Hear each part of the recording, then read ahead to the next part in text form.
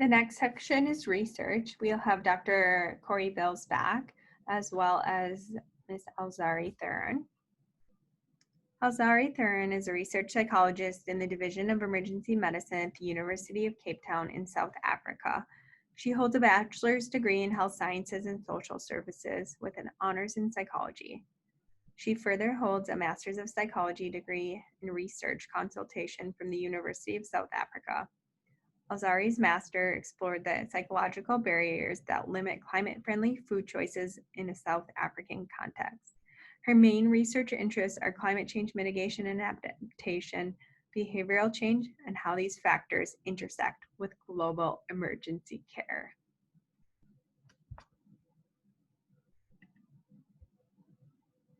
Dr. Corey Bills is next. As you are aware, he is a Global Health Fellowship Director at the University of Colorado and faculty. Hi, my name is Alzari Tehran. I am a research psychologist working in the Division of Emergency Medicine at the University of Cape Town.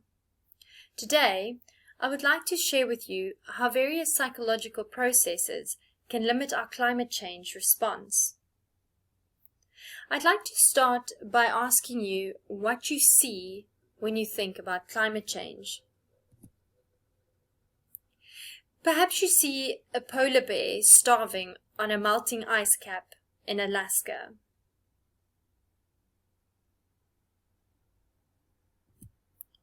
Or the burning forests in California.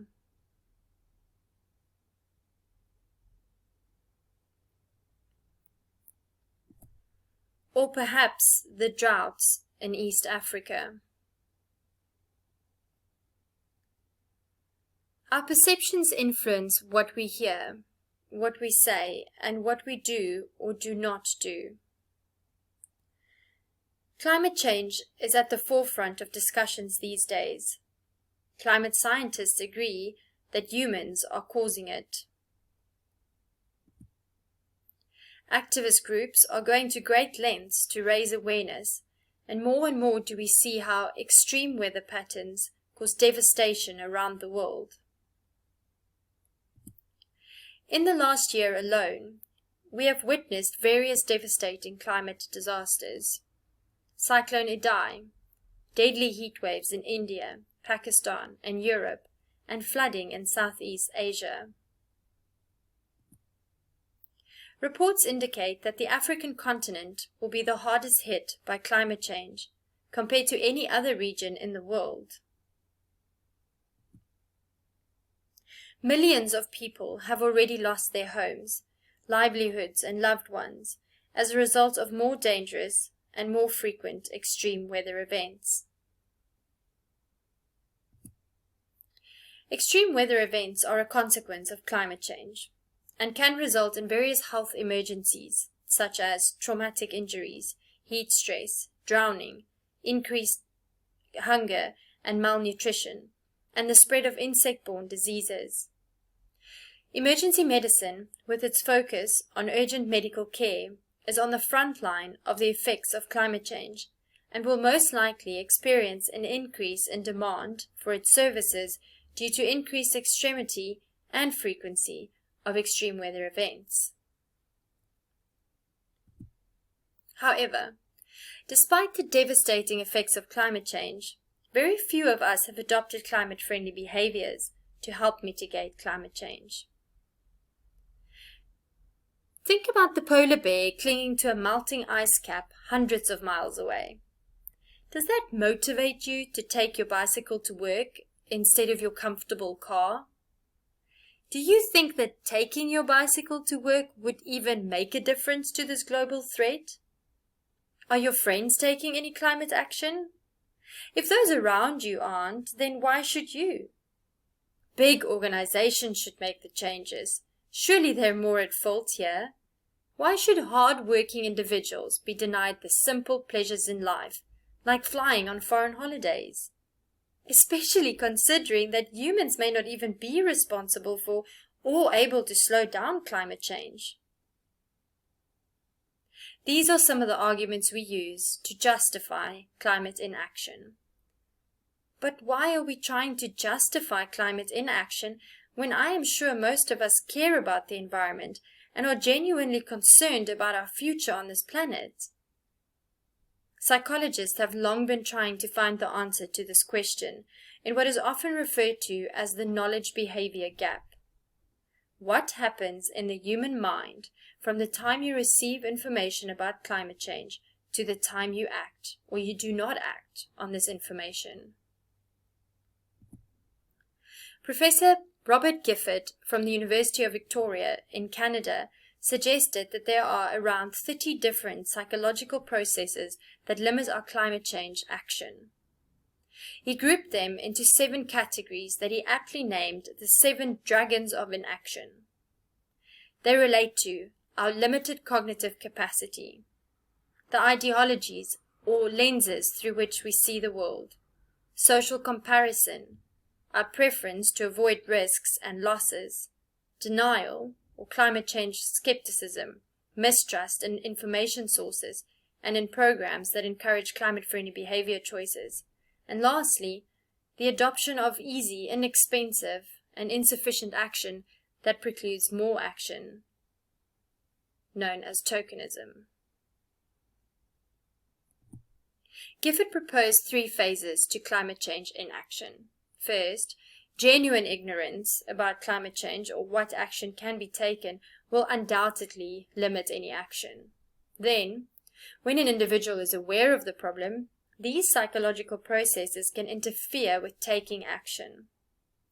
And lastly, if the individual has overcome the psychological barriers in the previous step and has taken action, this is often insufficient or it fades away. To be fair, we should acknowledge that not everyone is able to take the same amount of action. Consider barriers of infrastructure and individuals who are already struggling in low resource settings, like Africa. Per Espen Stoknes, a Norwegian psychologist and the author of What We Think About When We Try Not to Think About Global Warming, identified 5 main psychological barriers and labeled them the 5 Ds. Much in line with Professor Gifford's 7 dragons of inaction, they talk about our perceptions of climate change as far removed from our everyday concerns, the doom and gloom of climate change that makes us feel helpless and, as a result, disengaged, our tendency to try rationalize our behaviors if they cause us guilt, denial, and the inclination to accept information in line with our identities and reject ones that are not. Let us take a closer look at how some of these processes work. We should acknowledge that humans are not always rational in their thinking and often employ mental shortcuts to process information, which may lead to errors in judgment.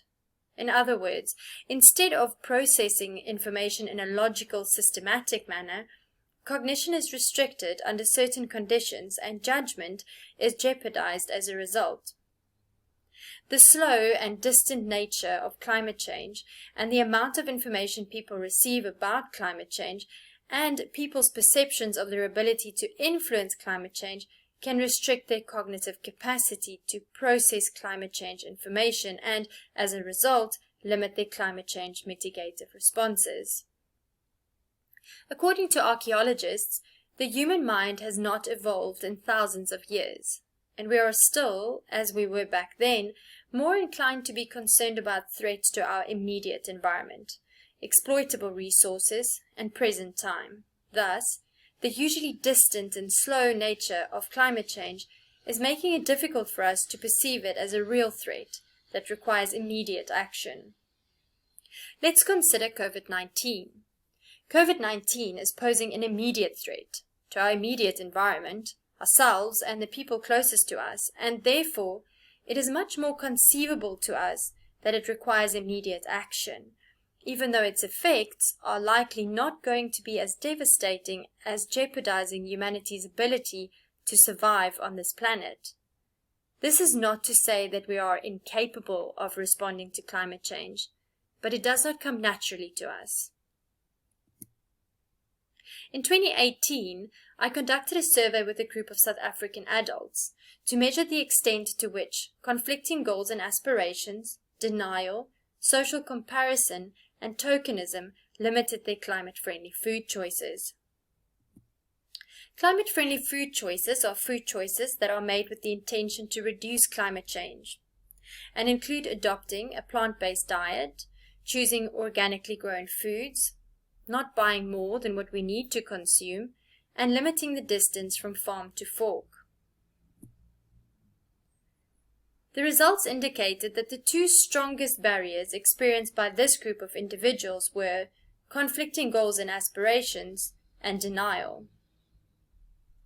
Let's take a look at these two barriers. Conflicting goals and aspirations refer to investments that are at odds with mitigative behavior.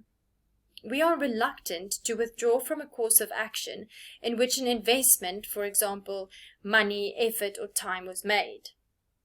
In other words, if someone spent time searching for a car and then spent money purchasing it and is now accustomed to driving it to work every day, this person would probably be hesitant to cast aside their prior investments, that is, of time, money, and behavioral investment, to instead ride a bicycle to work.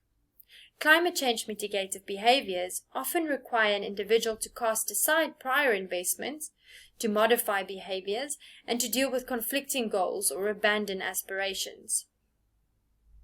You have probably heard of cognitive dissonance before. It is the uncomfortable feeling you get when your values, beliefs, goals, aspirations, and behaviors do not align. Denial, which refers to a disbelief or misinterpretation of the evidence that climate change exists or that changing one's behavior will reduce climate change, is often a response to this misalignment between a person's goals and aspirations and behavior.